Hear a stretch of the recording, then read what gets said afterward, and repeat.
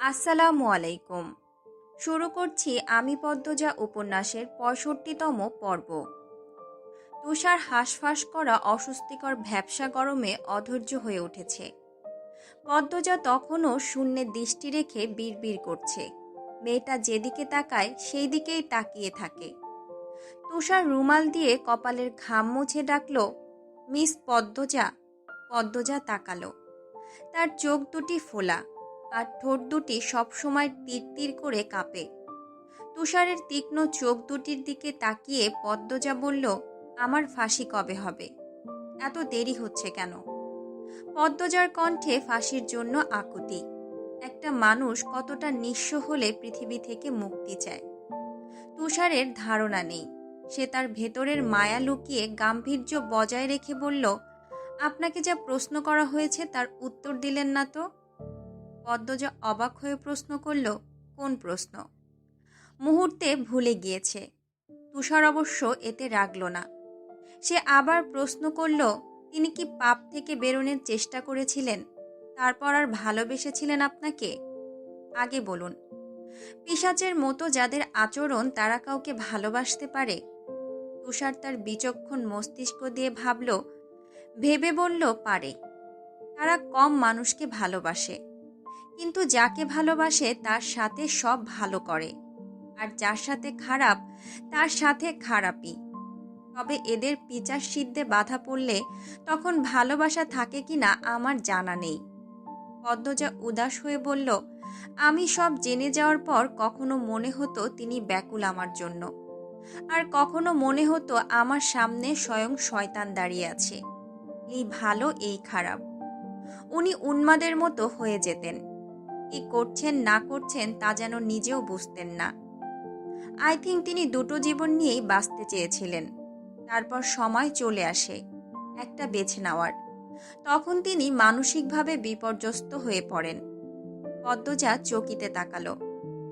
অস্পষ্ট স্বরে উচ্চারণ করল, মানসিক বিপর্যস্ত। শিশির ভেজা ঘাসে পা দিতেই সর্বাঙ্গ শীতল হয়ে উঠছে। ব্যাপারটা পূর্ণার বেশ ভালো লাগছে। সে ভোরের নামাজ পড়ে সৃষ্টিকর্তার কাছে প্রার্থনা করে এসেছে তার বোনের খবর যেন পাওয়া যায়। এখন সে উত্তরের হাওরের পাশে দাঁড়িয়ে আছে, অপেক্ষা করছে মৃদুলের জন্য। ভোরের দমকা বাতাস ও কুয়াশার তীব্রতায় শীতে সে কাঁপছে, তবুও ভালো লাগছে। পূর্ণার শীতে কাঁপতে খুব ভালো লাগে। কি আশ্চর্য ভালো লাগা! মৃদুল কুয়াশা ভেদ করে পূর্ণার সামনে এসে দাঁড়ালো। পূর্ণার পরনে বেগুনি রঙের সোয়েটার, তার কাঁপুনি চোখে পড়ার মতো। মৃদুল তার গায়ের শাল দিয়ে পূর্ণার মাথা ঢেকে দিল। বলল, এই ঠান্ডার মধ্যে টুপি ছাড়া ঘর থেকে বাইর হইছ কেন, আর জুতা খুলছ কেন? পরো। পর শব্দটি ধমকে উচ্চারণ করল। পূর্ণা দ্রুত জুতা পরে নিল।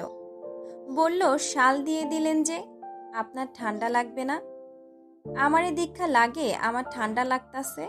গেঞ্জি পরছি, তার উপর শার্ট, তার উপর সোয়েটার, এই যে গলায় মাফলার, মাথায় টুপি, হাত পায়েও মোজা আছে, এরপরও আমার ঠান্ডা লাগবো? পূর্ণা হেসে বলল, না। তারপরই বলল, আজ দুপুরে না আবার যাবেন বলছিলেন? হুঁ, যাব তো। লিখন ভাইরে নিয়া যাব। পদ্মজা ভাবি আমির ভাইয়ের সাথে যখন আছে ভালোই আছে, তবুও খোঁজ নিমু আমি। এত চিন্তা কইরো না। পূর্ণা অন্যমনস্ক হয়ে বলল, আচ্ছা। খাইয়া আইসো? মৃদুলের ফর্সা গাল, সহজ সরল দুটি চোখ, জোড়া ভুরু আর গোলাপি ঠোঁটগুলো এক নজর দেখে পূর্ণা বলল, হুম। আপনি খেয়েছেন? আর খাওয়া? কেন খাননি? জাকির রে চিনো না? জাকিরের বাড়িত উঠছি। ওর আম্মা গেছে বাপের বাড়ি। ওর আব্বা আর আমি একসাথে আসিলাম। রাত বকে। জাকিরের দাদি কোথায়? বুড়ির অসুখ। আচ্ছা বাদ দাও। বাদ দেব কেন? ফুপা কয়টা কথা বলেছে বলে এভাবে বাড়ি ছেড়ে দিবেন? নিজেরই তো ফুপা। আত্মসম্মান বলে তো একটা কথা আছে। পদ্মজা ভাবির খোঁজটা তোমারে দেওয়ানের লাইগাই আসি, নইলে রাইতেই যাইতাম গা। আমার এত বড় বাড়ি রেখা আমি এইখানে কথা শুনে পইরা থাকুম কেন? পূর্ণার রুদ্ধশ্বাস কণ্ঠে জানতে চাইল, তাহলে আজ চলে যাবেন? মৃদুল পূর্ণার মনের অবস্থা বুঝতে পেরে আর চোখে পূর্ণার দিকে তাকালো। পূর্ণা চোখ বড় বড় করে উত্তরের আশায় তাকিয়ে আছে। মৃদুল মুচকি হাসল। মৃদুলের হাসি দেখে পূর্ণা উসখুস করে বলল, হাসার কি বললাম? তুমিও চলো। কোথায়? আমার বাড়িতে। ধুর, এ হয় নাকি? মৃদুল কপালে ভাঁজ সৃষ্টি করে চিন্তিত ভঙ্গিতে বলল, সব পুরুষরা তো বিয়ে করে বউ নিয়ে নিজের বাড়িতেই যায়, তাহলে আমার বেলায় হয় না কেন? মৃদুলের কথায় পূর্ণা বাকরুদ্ধ। মৃদুল তাকে বিয়ের কথা বলেছে। পূর্ণার শ্যামবর্ণের মায়াবী মুখটায় লজ্জারা জমে বসে। ঠোঁটে একটা মৃদু হাসি ফুটে ওঠে। সে উল্টো দিকে হাঁটা শুরু করলো। মৃদুল বলল, চলে যাইতাছো কেন? আপনি আমাকে লজ্জা দিছেন। আরে যাইও না, যাচ্ছি, কথা হুনো। পূর্ণা থামে না, তাই মৃদুল দৌড়ে আসে পূর্ণার পাশে। হাঁপাতে হাঁপাতে বলল, এত শরম পাও কেন? পূর্ণা লজ্জা শরম আর নিতে পারছে না। মৃদুলের কথায় সে লজ্জায় ঝিমিয়ে যাচ্ছে, তাই প্রসঙ্গ পাল্টাতে বলল, আমাদের বাড়িতে চলুন, খেয়ে যাবেন। খাওন যায়। বাসন্তী খালার রান্না কিন্তু এক্কেরে খাঁটি। আপনি তো বড় আম্মার সব রান্না খেয়ে দেখেননি, খেলে বুঝতেন কত মজা। তাহলে তো এই বাড়িতে জামাই হতেই হবে। পূর্ণা হেসে দিল। বেশি লজ্জা পেলে মানুষ হাসি আটকে রাখতে পারে না। পূর্ণার বেলায়ও তাই হলো। তারা দুজন গল্প করতে করতে মোড়ল বাড়িতে আসে। পথে ঘাটে অনেকের সাথে দেখা হয়। সবাই জহুরি চোখে তাদের দেখে। তাতে অবশ্য মৃদুল পূর্ণার যায় আসে না। দুজন একই রকম। তারা সমাজকে উপেক্ষা করে নিজেদের আনন্দ নিজেরা বুঝে নিয়েছে। কিন্তু সমাজকে উপেক্ষা করতে চাইলেও কি উপেক্ষা করা যায়? এই সমাজ নিয়েই বাঁচতে হয়। দুপুরে মৃদুল লিখনের খোঁজে গাওয়াপাড়ার বড় ধান খেতে আসলো। ধান ক্ষেতের মাঝে শুটিং চলছে। একটা সুন্দর গ্রাম্য গানের তালে লিখন নাচছে। মাথায় গামছা বাঁধা, পরনে লুঙ্গি শার্ট, সব বেশভূষাতেই তাকে সুন্দর লাগে, আকর্ষণীয় লাগে। দূরের পথের বটগাছের আড়ালে কয়েকটা মেয়ে দাঁড়িয়ে আছে। তারা তাদের স্বপ্নের পুরুষকে দেখছে, যার সামনে দাঁড়ানোর সাহস এবং ক্ষমতা কোনোটাই তাদের নেই। লিখনের সাক্ষাৎ তাদের ঘুম কেড়ে নেয়। মৃদুল দাঁড়িয়ে থেকে শুটিং দেখে। লিখনের খেয়ালে মৃদুল পড়তেই সে হাত নাড়ায়। মৃদুলও হাত নাড়ালো। শুটিং শেষ হতেই লিখন আসে। মাথা থেকে গামছা সরাতেই ঝাঁকড়া চুলগুলো সূর্যের আলোয় ঝলমল করে ওঠে। সে মৃদুলের সাথে করমর্দন করে বলল, দুঃখিত, তোমাকে অপেক্ষা করতে হলো। আমার ভালোই লাগতেছিল। একজন দুটো চেয়ার নিয়ে আসে। লিখন বলল, বসো। দুজন বসলো। মৃদুল বলল, ও বাড়িতে যাচ্ছি, তুমি যাবা তো? যাব, তবে আমি বাড়ির চেয়ে দূরে থাকব। বাড়ির ভেতর বা কাছে যাব না, এটা ভালো দেখাবে না। খারাপ দেখাইব কেন? আর বলো না। একজন মজার ছলে আজ আমাকে বলেছে, আমাকে হাওলাদার বাড়িতে দেখা যায় সব সময়। কার জন্য যাই? পদ্মজার জন্য নাকি? আমাদের আগে কোনো সম্পর্ক ছিল নাকি? এমন অদ্ভুত কথা। কিন্তু গিয়েছি মাত্র 2 দিন। একজনের মুখ থেকে আরেকজনের মুখে এভাবে ছড়িয়ে গেলে পদ্মজার জন্য খুব খারাপ হবে, সম্মানহানি হবে। মানুষ মিথ্যা কইলেই হইব? তোমাকে আমি আগেও বলেছি, পদ্মজা একবার অসম্মানিত হয়েছে, এজন্য আমার খুব ভয় করে। আমারই একটাই ভয়, মিথ্যে হোক অথবা সত্য, পদ্মজা দুর্নামী হোক সেটা চাই না। তাহলে যাওনের কি দরকার? লিখন হাসল, হেসে বলল, রাগ করো না মৃদুল। 6 বছর আগ থেকে আমার নামের সাথে পদ্মজার নাম জড়িয়ে একটু কানাঘুষা আছে। এখন যদি বারবার ওই বাড়িতে যাই মানুষ অনেক কথা বানাবে। বুঝছি ভাই, রাগ করি নাই। তাহলে চলো, আমি কাপড় পাল্টে নেই, তারপর যাব। দুজন চলে আসে হাওলাদার বাড়িতে। লিখন হাওলাদার বাড়ির চেয়ে দূরে একটা মাঠে অপেক্ষা করে। দারোয়ান মৃদুলকে ঢুকতে দিল।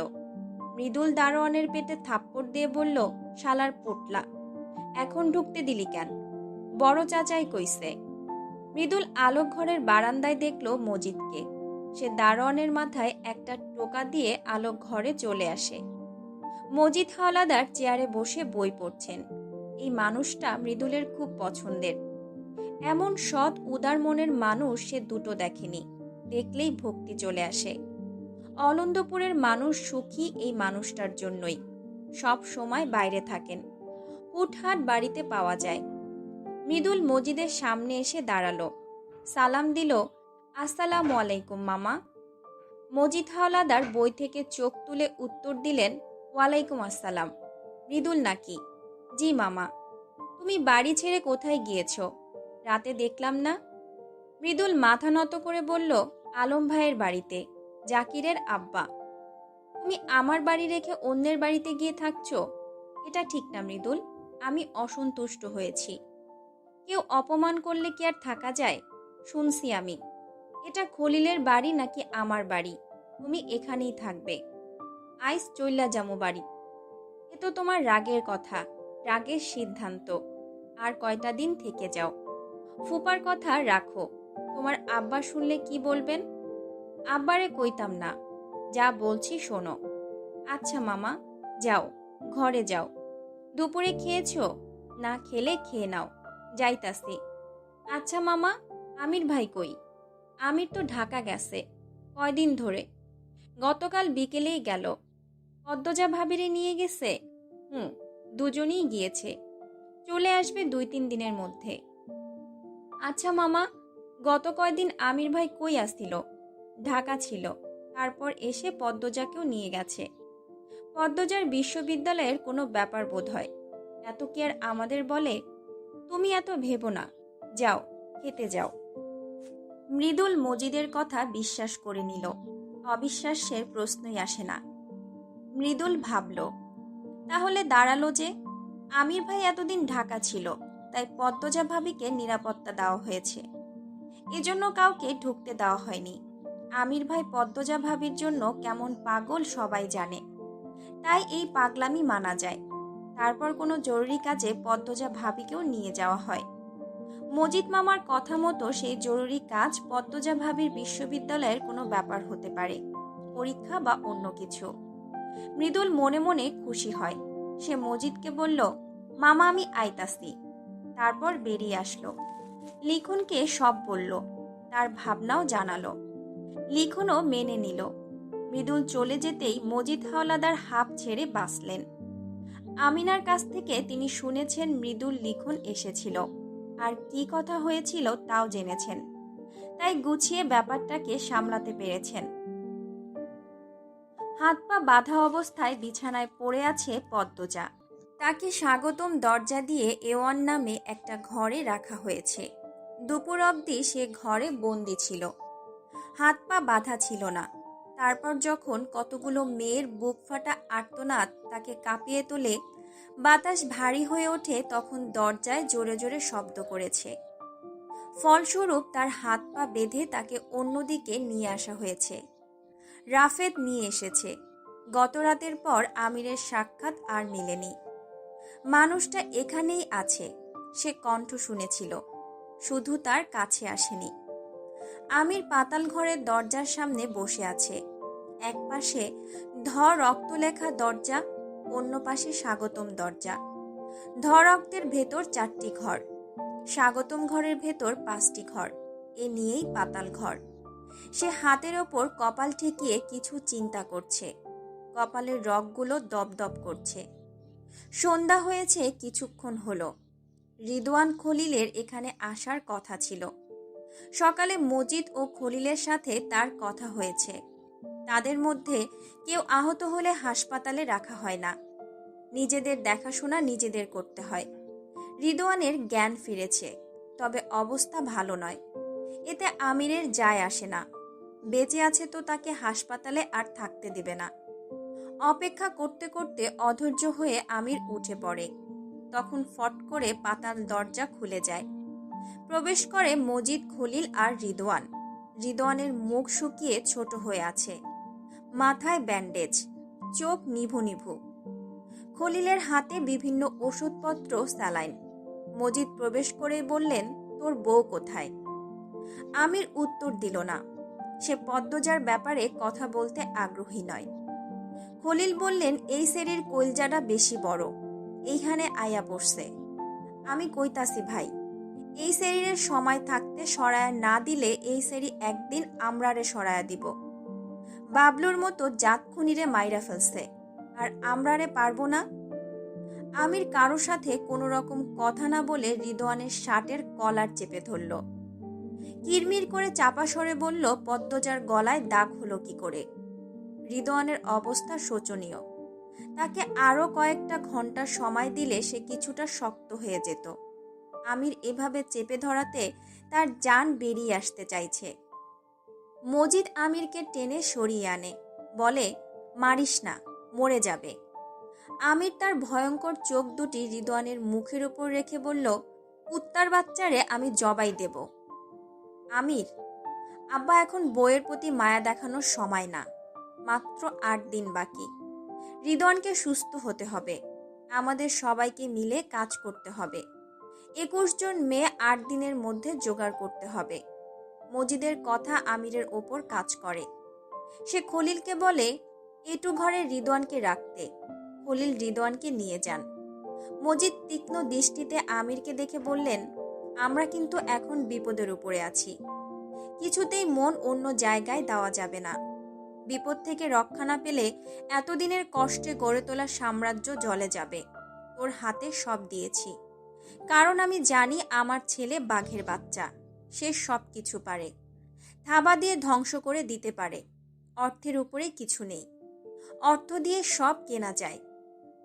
মজিদের কথাগুলো আমিরের ওপর বিষাক্ত বিষের মতো প্রভাব ফেলে। মুহূর্তের মধ্যেই তার পূর্বের ধ্যান জ্ঞান মস্তিষ্ক জুড়ে বসে। পদ্মজার সাথে দেখা হওয়ার পর সে এলোমেলো হয়ে গিয়েছিল, কিন্তু এমন তো হওয়া যাবে না, কিছুতেই না। নারীর আকুতি মিনতি আর অর্থের চেয়ে সুন্দর পৃথিবীতে আর কিছু নেই। আমির অদ্ভুত ভঙ্গিতে ঘাড় বাঁকালো। তারপর মজিদকে নিয়ে রক্তে প্রবেশ করল। রক্তের বিওয়ান ঘরে প্রবেশ করতেই মজিদের মনটা ভরে যায়। নগ্ন কতগুলো দেহ রক্তাক্ত হয়ে পড়ে আছে। মাঝে মাঝে একটা দুটো নড়ছে, গোঙাচ্ছে, যা তাদের জন্য চক্ষুশীতল দৃশ্য। আরবি দেশে জানালো 2টো মেয়ে মারা গেছে। আমির ভ্রুকুটি করে জানতে চাইল কোন 2টি মেয়ে। আরবি লাঠি দিয়ে ঠেলে 2টি নিস্তেজ দেহ দেখালো। আমির বলল, 2টোকে আলাদা করো, আর একটা বস্তা আর ছুরি রামদা নিয়ে আসো। চাচারে বলবা আসতে। আরবি চলে গেল। মজিদ বললেন, আজ ট্রলার লাগবে। লাশ রেখে দিলে দুর্গন্ধ ছড়াবে।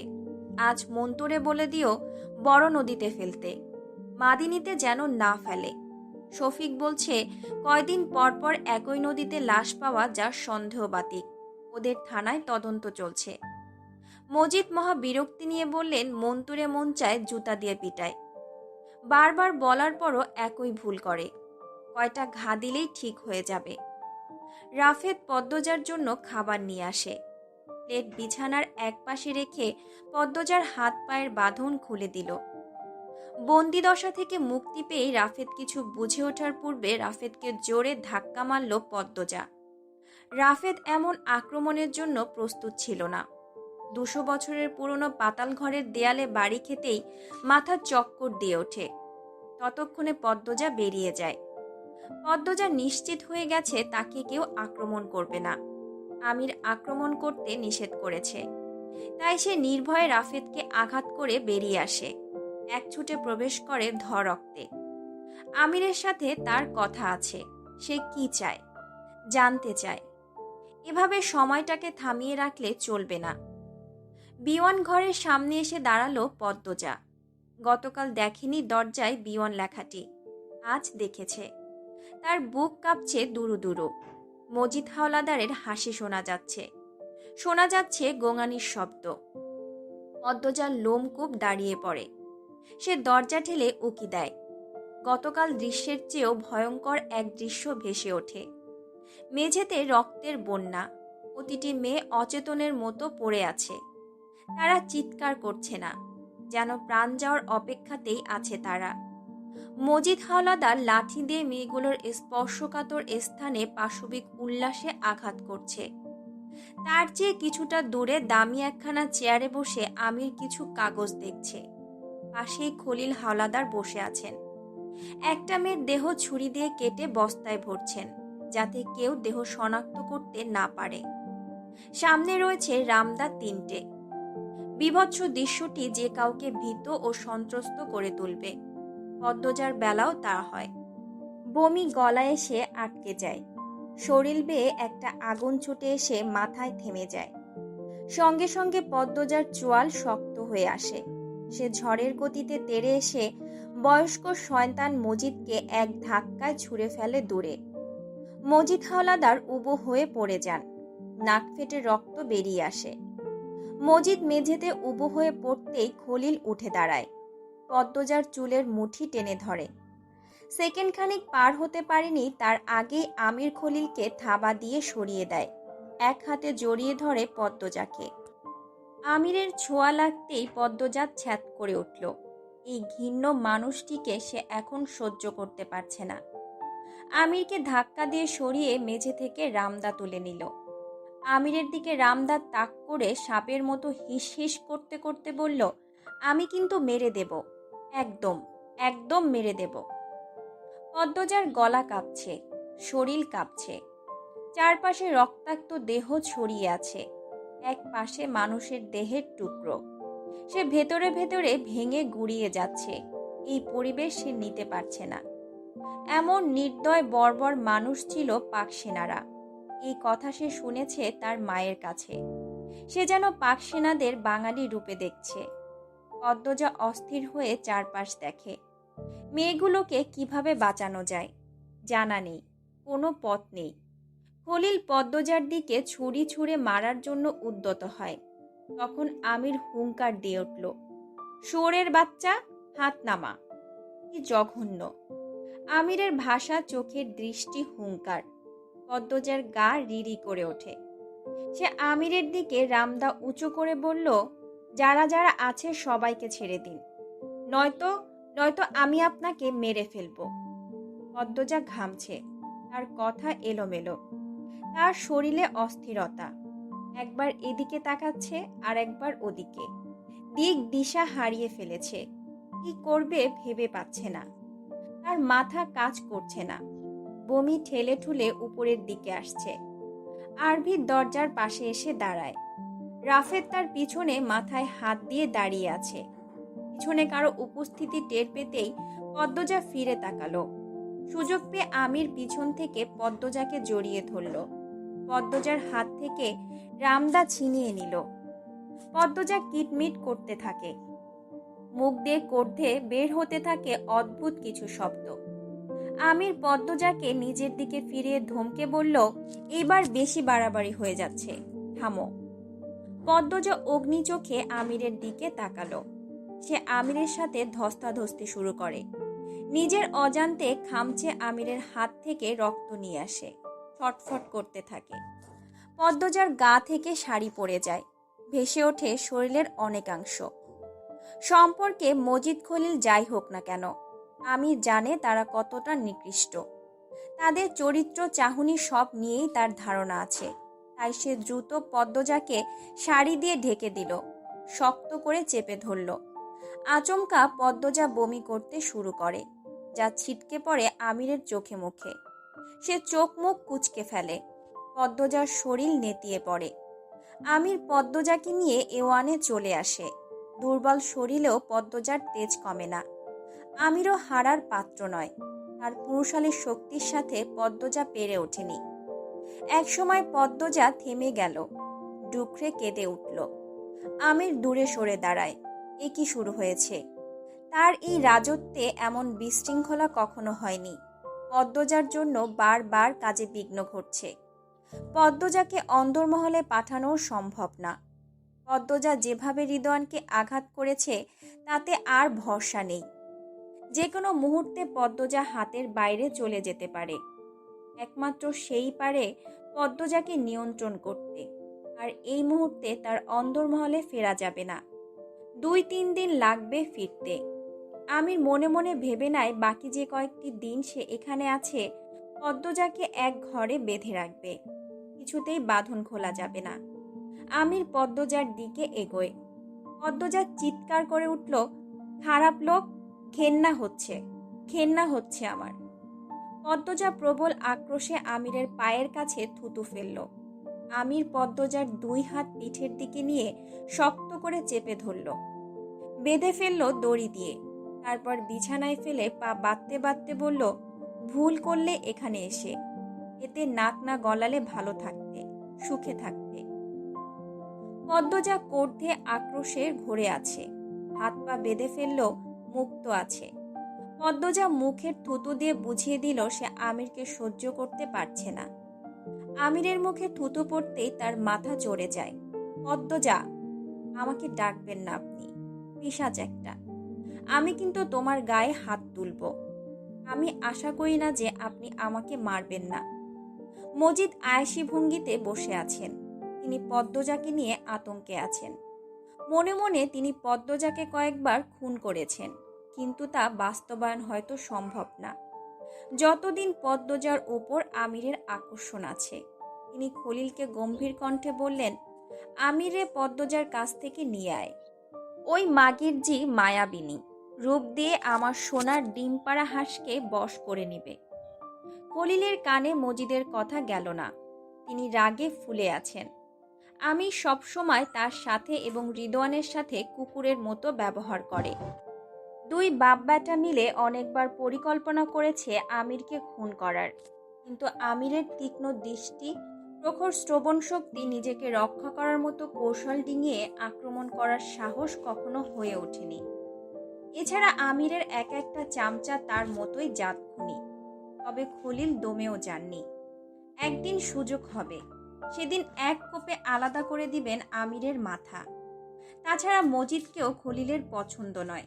সব সম্পত্তি আমিরের নামে করে দিয়েছে। মনের ক্রোধ মনেই রয়ে যায়। কাজ করতে হয় আমিরের হয়ে, নিজেরা আর দখল নিতে পারে না। মজিদ হাওলাদার পা দিয়ে খলিলের পিঠে ধাক্কা দিয়ে ডাকলেন, খলিল। খলিল সম্বিত ফিরে পেয়ে বলল, ক ভাই। যা, আমিরে গিয়ে বল রায়পুর যেতে, ওদিকে মেলা হচ্ছে। মেলায় ধরা পইরা যাইব না। এখন ঝুঁকি নিতেই হবে, সময় নেই। আর আমির পারবে? খলিল এওয়ানে আসে, আমিরকে বলে রায়পুরের কথা। আমির দরজা বন্ধ করে বেরিয়ে যায়। যাওয়ার আগে মাফলার দিয়ে মুখ ঢেকে নিল, আর মজিদকে হুমকি দিয়ে বলে গেল, পদ্মজার গায়ে কোনো টোকা যেন না লাগে। তারপর সাথে নিয়ে যায় রাফেদকে। ট্রলারে আছে মন্টু আর শ্রীভব। পদ্মজা পড়ে থাকে ঘরে। তার চোখ বেয়ে জল নেমে আসে, মাথা ঘোরাচ্ছে খুব। চোখ দুটি বারবার বন্ধ হয়ে আসছে। মন এবং শরীর দুটোর উপর দিয়েই ধকল যাচ্ছে। সে চোখ বন্ধ করে। চোখের পর্দায় ভেসে ওঠে পূর্ণা ও প্রেমার মুখ। এই পাপের কবলে যদি পূর্ণা প্রেমা পড়ে। পদ্মজা চট করে চোখ খোলে। তার শিরদাঁটা বেয়ে শীতল ঠান্ডা স্রোত বয়ে যায়। চিন্তায় মাথা ব্যথা বেড়ে যায়। দরজা খোলার শব্দ পেয়ে ক্লান্ত চোখ দুটি খুলল পদ্মজা। ঘরে প্রবেশ করে রিদওয়ান। তার ঠোঁটে হাসি। পদ্মজার পাশে এসে বসে। পদ্মজা দৃষ্টি ফিরিয়ে নিল। রিদওয়ান হেসে বলল, এই দিনটার অপেক্ষা করছিলাম অনেক দিন ধরে। পদ্মজা জিজ্ঞাসু দৃষ্টিতে তাকালো। রিদওয়ান বলল, আমির কি ঠকানোটাই না ঠকালো তোমাকে? রিদওয়ান দাঁত বের করে হাসল। হাসি দেখে মনে হচ্ছে সত্যি আজ তার সুখের দিন। সে তো এটাই চেয়েছে। পদ্মজা জেনে যাক সব। রিদওয়ান বলল, তোমাকে অনেক সংকেত দিয়েছিলাম যাতে আমিরকে চিনে ফেলতে পারো, কিন্তু তোমার আগে সেই সংকেত আমিরের চোখে পড়ে যেত। কি কপাল আমিরের! দুনিয়ার সব সুখ নিয়েই ও জন্মেছে। পদ্মজা প্রশ্ন করল, আপনি কেন চাইতেন? আপনি তো এর দলেরই। দলের তো বাধ্য হয়ে। দেখো, আমি তোমাকে আগে পছন্দ করেছি, সেই হিসেবে আমার তোমাকে পাওয়া উচিত ছিল। কিন্তু কে পেয়েছে? আমির, যে একজন নারী অত্যাচারী, নারী ব্যবসায়ী, খুনি, শয়তান। শয়তান তো আপনিও। আমি শয়তান হলে তোমার কি যায় আসে? তোমার স্বামী হলে এখানে কেন এসেছেন? গল্প করতে। মেয়েগুলোকে মারা হচ্ছে কেন? রিদওয়ান মুচকি হেসে পদ্মজার দিকে তাকিয়ে রইল। সে সব বলার জন্যই এখানে এসেছে। পদ্মজা ও আমির প্রতিদ্বন্দ্বী হলে তার যে আনন্দ হবে সে আনন্দ বোধহয় ভেস্তেও নেই। এটা রিদওয়ানের ভাবনা।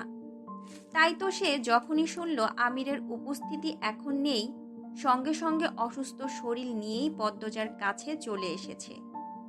রিদওয়ান ধীরে সুস্থে জানালো এই পাতাল ঘরের ইতিহাস। 200 বছরের পুরনো এই পাতাল ঘর। আগে মন্দির ছিল। মন্দিরের নিচে পাতাল ঘর বানানো হয়েছিল। সেখানে সোনার মূর্তি ছিল। মূর্তির গায়ে ছিল হীরা পান্না। তখনকার আমলের রাজার দায়িত্বে ছিল এই পাতাল ঘর। তারপর সেটা কোনোভাবে হাওলাদার বাড়ির হয়ে যায়। সোনার মূর্তিও নাই হয়ে যায়। তার খোঁজ কেউ জানে না। তখনের প্রজন্মে হাওলাদার বংশের একজন পুরুষ ছিলেন নারী আসক্ত। তিনি যখন বাড়ির পিছনে এমন একটা পাতাল ঘরের সন্ধান পেলেন, মাথাচাড়া দিয়ে ওঠে নারী আসক্তি। তারপর থেকেই মেয়েদের ধরে এনে ধর্ষণ করে খুন করা হয়ে ওঠে প্রতিদিনকার অভ্যেস। আস্তে আস্তে এই পাপ ছড়িয়ে পড়ে বংশের সব ছেলেদের মধ্যে। পাতালঘর তাদের মনে নিষিদ্ধ মহাপাপের বাসনা জাগিয়ে তোলে। আস্তে আস্তে ধর্ষণের সাথে সাথে নারী বিক্রি শুরু হয় পতিতাবৃত্তি। লম্পট ক্ষমতাশালী অর্থ দিয়ে নারী ভোগ করতে আসতো পাতাল ঘরে। এই পাপ মজিদ হাওলাদার অবধি একইভাবে চলে আসে। আমির হাওলাদার সেটাকে বিদেশ অবধি নিয়ে যায়, টাকার পাহাড় গড়ে তুলে। পাতাল ঘরকে করে তুলে আধুনিক, বানায় আরো কয়েকটি ঘর, চারদিকে নিরাপত্তা শক্ত করে। প্রতি বছরের শীতে এবং বর্ষাকালে কয়েকটি মেয়েকে ধরে এনে হাওলাদার বাড়ির পুরুষেরা নিজেদের পুরুষত্বের ক্ষমতা প্রমাণ করে। তারপর 14 দিন ধরে একটানা তাদের করা হয় নির্মম অত্যাচার। 14 দিনের মধ্যে অনেকে মারা যায়, আবার অনেকে বেঁচে থাকে। যারা বেঁচে থাকে তাদের কুপিয়ে হত্যা করা হয়। তারপর লাশের গায়ে পাথর বেঁধে ট্রলারে করে ডুবিয়ে দেওয়া হয় সব বড় বড় নদীতে। 8 বছরে 4 বার নারী পাচার করা হয় বিদেশে। পুরো বছর জুড়ে খোঁজ চলে নারী শিকারের। এ পাপ হাওলাদার বাড়ির রক্তে মিশে গিয়েছে। বয়স 15 হতেই বাড়ির ছেলেদের জড়িয়ে দেওয়া হয় এই চক্রের সাথে। এ যেন হাওলাদার বংশের রীতি। ছেলে হয়ে জন্মালে এই রীতি অনুযায়ী চলতেই হবে। সব শুনে পদ্মজার পায়ের তালু থেকে মাথার চুল অবধি কেঁপে ওঠে। 200 বছর ধরে চলছে এই পাপ, কেউ বিঘ্ন ঘটাতে পারেনি। অথচ এই হাওলাদার বাড়ির সুনাম সব জায়গায়।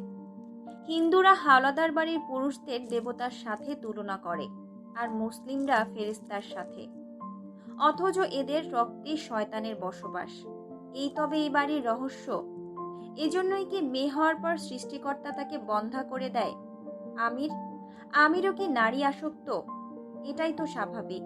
হাওলাদার বংশে ছেলে হয়ে নারী ভোগ করেনি এমন ভাবনা মানায় না। পদ্মজার নিঃশ্বাস ঘন হয়ে আসে। বুক হাঁপড়ের মতো ওঠানামা করতে থাকে। বার কয়েক ঢোক গিলে রিদওয়ান পদ্মজার অস্থিরতা টের পেয়েছে। তার পৈশাচিক আনন্দ হচ্ছে। সে খ্যাক করে গলা পরিষ্কার করে বলল, এবার চলো 6 বছর পূর্বে ফিরে যাই। সেই ঝড়ের সন্ধেতে, যেদিন আমির আর তোমার প্রথম দেখা হয়েছিল।